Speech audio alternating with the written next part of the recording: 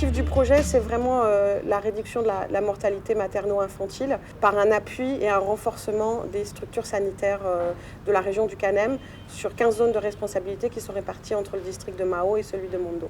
Le projet avec l'Union européenne et le ministère de la Santé se décline sur le terrain, à la fois au niveau régional avec un appui au district sanitaire dans l'élaboration de ces micro-plans d'action opérationnelle, un appui à l'hôpital régional de Mao à la fois sur de la formation du personnel de santé, mais aussi des dotations en équipements et en médicaments. Au niveau des centres de santé, donc là plus en zone rurale et isolée, la supervision formative des équipes sanitaires et la dotation en médicaments et en équipements. Aussi quelques réhabilitations aux besoins et de construction de salles d'accouchement. Et il y a un fort volet de sensibilisation communautaire sur la santé sexuelle et reproductive, mais aussi dans la création de comités de gestion pour un projet de référence pour permettre au village de pouvoir rejoindre, de gagner les centres de santé les plus proches. L'appui au district sanitaire, à l'équipe cadre du district sanitaire pour leur fonctionnalité. L'élaboration de plans opérationnels, les formations et les supervisions intégrées. Ça nous permet aussi à Médecins du Monde de remonter un certain nombre d'informations via les comités de pilotage qui ont lieu par le ministère de la Santé tous les trimestres, de remonter un certain nombre de constats qu'on a sur le terrain, de les faire remonter au niveau du ministère. Et c'est particulièrement vrai pour le problème des ressources humaines. Il faut savoir qu'au Kanem, il y a 5 médecins pour à peu près 400 000 habitants, que l'hôpital de Mao a une nécessité de réhabilitation, notamment au niveau de son électricité et de sa gestion de l'eau. Donc ça nous permet aussi de faire remonter au niveau central un certain nombre de dysfonctionnements pour action et pour ajustement de la politique nationale de santé. Le volet hôpital comprend la formation des sages-femmes qui sont dans la maternité, l'amélioration de la qualité des soins aussi, notamment par l'utilisation du parthogramme, par le suivi des femmes hospitalisées. Les activités se mettent au fur et à mesure, donc il y a des aspects de renforcement des capacités, donc de formation, et qui se font de façon graduelle par nos équipes. Ils nous envoient souvent des médecins spécialistes à l'hôpital pour travailler en collaboration, encadrer les jeunes généralistes qui sont à l'hôpital. Le rôle du médecin du monde au sein de l'hôpital de Mao se fait ressentir vraiment et c'est une activité vraiment positive à soutenir. L'autre volet de l'hôpital, c'est l'approvisionnement en médicaments que nous faisons en collaboration avec l'équipe logistique de Médecins du Monde et en collaboration aussi avec la pharmacie de l'hôpital.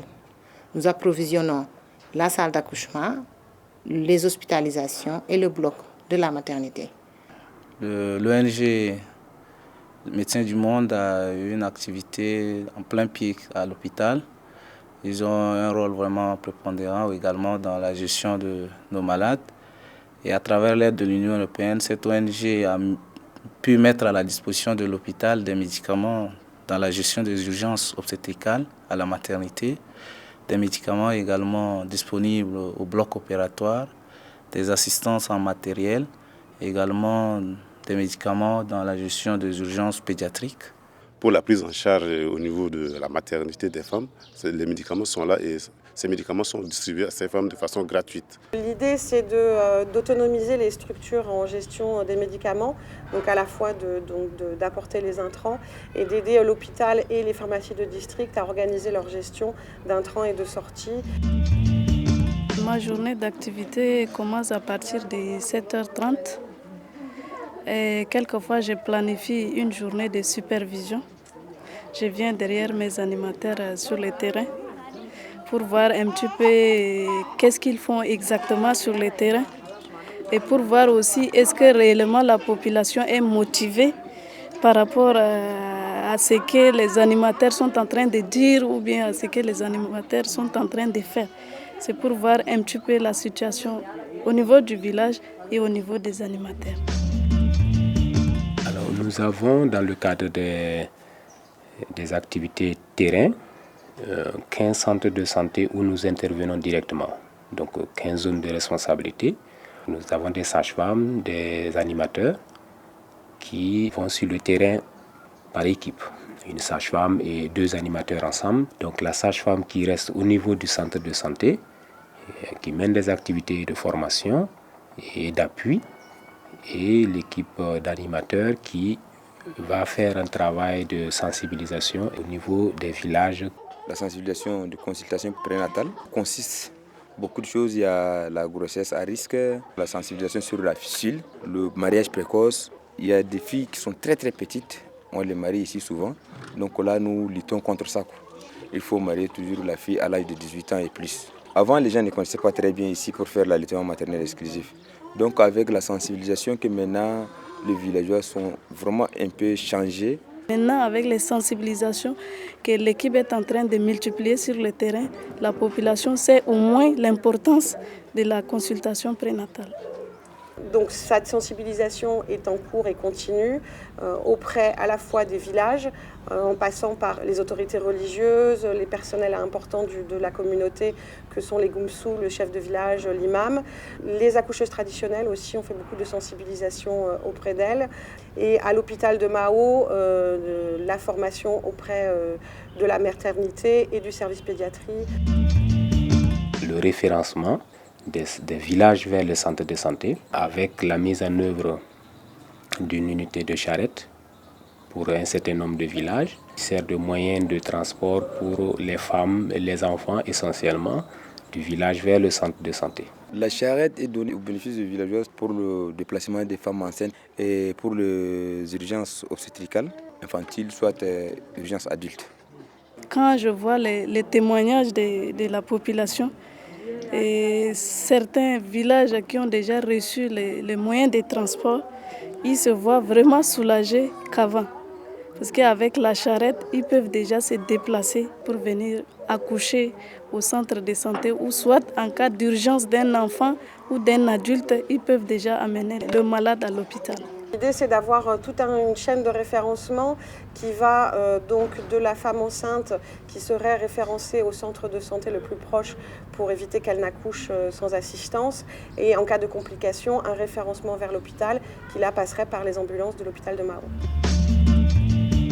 Nous sommes en train de rédiger un plan de développement hospitalier qui va certainement s'étendre sur 3 ans. C'est pour planifier les activités, voir quels sont les problèmes qu'on rencontre au sein de l'hôpital et voir comment on peut planifier sur les 3 ans à venir pour améliorer davantage la santé des populations au niveau d'Aboudéa. Mon rôle au sein du projet est beaucoup plus organisationnel. Dans chaque district, il y a une équipe cadre qui est là, chargée de diriger toutes les activités qui se passent. Donc moi, j'accompagne les équipes cadres dans la planification des activités, la supervision des activités au niveau des centres de santé. Et on a une équipe de chirurgie qui est là, qui appuie également le district sanitaire pour la sensibilisation et la supervision des activités. Pour les pathologies qui demandent à être opérées, le patient n'est plus obligé d'effectuer une grande distance pour se faire opérer. Par exemple, les césariennes, postales, c'est une pathologie chirurgicale, donc ça apporte un bénéfice certain à la population. L'ensemble de ces volets sont soutenus par les sensibilisations, donc l'éveil des communautés à fréquenter les centres de santé, les mères à aller faire les consultations prénatales, les consultations postnatales après les accouchements dans les centres de santé, et aussi s'adresse à la population jeune, notamment les élèves des lycées et collèges, sur des comportements visant la promotion de la santé. Vous savez que dans l'organisation du système de santé, il y a ce qu'on appelle le premier échelon et le deuxième échelon. Quand vous arrivez avec un malade au niveau du premier échelon, quand le premier échelon ne peut pas le prendre en charge, on l'envoie au deuxième échelon. L'hôpital d'Aboudéa et l'hôpital d'Amtiman, ce sont des hôpitaux de deuxième échelon. Il faut que le plateau technique soit beaucoup plus élevé. Nos équipes techniques qui sont en place permettent de mener ces activités-là, de réduire la mortalité, surtout que le projet vise bien sûr la femme et l'enfant. Ça permet de prendre en charge toutes les césariennes qui sont évacuées au sein de l'hôpital d'Aboudéa et au niveau de l'hôpital d'Amtiman. Donc ça apporte beaucoup à la population. L'intervention des médecins du monde au niveau de l'hôpital, elle est remarquable, surtout dans l'appui en médicaments et l'appui logistique. C'est un projet qui est très intéressant parce qu'il est sur tous les niveaux du maillon de la chaîne. C'est-à-dire qu'on part d'un partenariat qui est central entre l'Union européenne et le ministère de la Santé, avec un partenaire exécutif qui est Médecins du Monde, qui se découle en action sur le terrain avec la délégation régionale dans effectivement la définition de leur micro-plan d'action, et ensuite sur des actions concrètes auprès des structures sanitaires de réhabilitation, de dotation en équipements, médicaments et de formation, et vraiment pour aller au bout de la chaîne avec la sensibilisation communautaire, la création des comités de gestion de référencement. Donc on a vraiment une chaîne qui est complète. La femme enceinte a l'accès rapide à l'hôpital pour être prise en charge.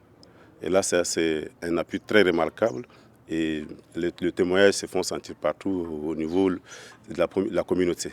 On note quand même une amélioration dans les chiffres que nous avons. Nous notons des courbes positives pour dire que les comportements changent, pour dire que la présence de Médecins du Monde au niveau du CANEM a un impact positif. La présence également de ce soutien en médicaments et en personnel ont permis à ce que, au niveau de la population, il y a eu une réduction acceptable de taux de mortalité materno-fœtale.